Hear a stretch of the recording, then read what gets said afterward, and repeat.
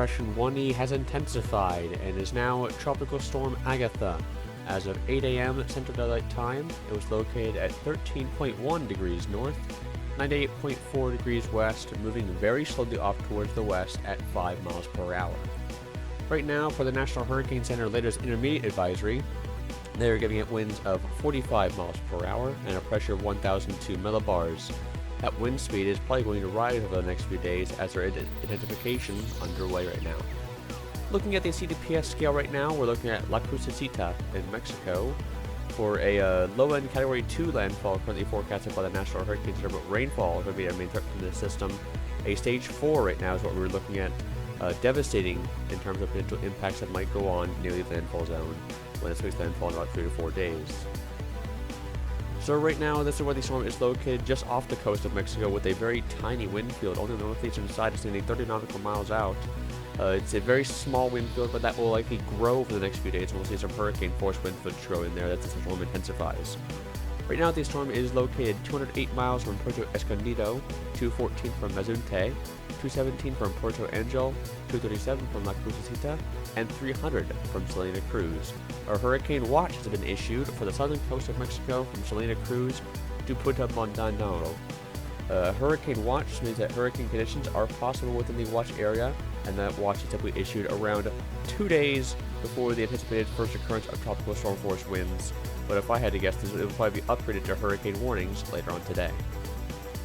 So this is what we're seeing right now in terms of the intensity estimates. We actually haven't been able to get any other fixes on SATCON ADT or any other estimates, but I imagine that they're around the 45 mile per hour mark. So overall, very well right now. So this is the National Hurricane Center forecast cone. You can actually see Agatha has actually moved slightly northeast from their first forecast. It's actually advisory number 2A. So maybe we're seeing more of an eastward trend of this. But for all of those people along the Mexican coast, you know, it's going to be these slight shifts that determine whether or not they get impacts, and we'll have to wait and see what happens with this. But you can see that hurricane watch outlined there, and that final forecast point at 1 p.m. Monday, National Hurricane Center forecasting a low-end Category 2, 100 miles per hour at that point, making landfall in Mexico.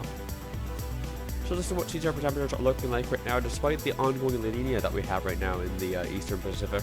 Sea surface temperatures this far east are not going to be an issue for this storm, 30 degrees Celsius or warmer, and those will go all the way up towards the coast of Mexico, so sea surface temperature is not an issue for this storm whatsoever. Looking at the HWRF wind field forecast, they actually bring it up to a low-end major hurricane actually. That is possible, but unlikely. Looking at the rainfall forecast, you can see just the sheer amount of rainfall that we're going to be seeing from this, just seeing there estimated 8 to 16 inches along the coast. So looking at the model diagnostic comparison here, you can see the GFS going for a high-end Cat 1, H1 and HWRF calling for a major hurricane. Wind shear is not going to be too much of an issue, 10 knots or less up until landfall. Once the make landfall, they really don't become a problem at all.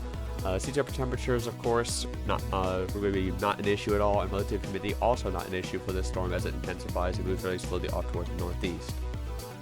So this is what the satellite imagery is looking like right now. There is the potential that this could rapidly intensify as it pushes off towards the northeast here over the next couple of days.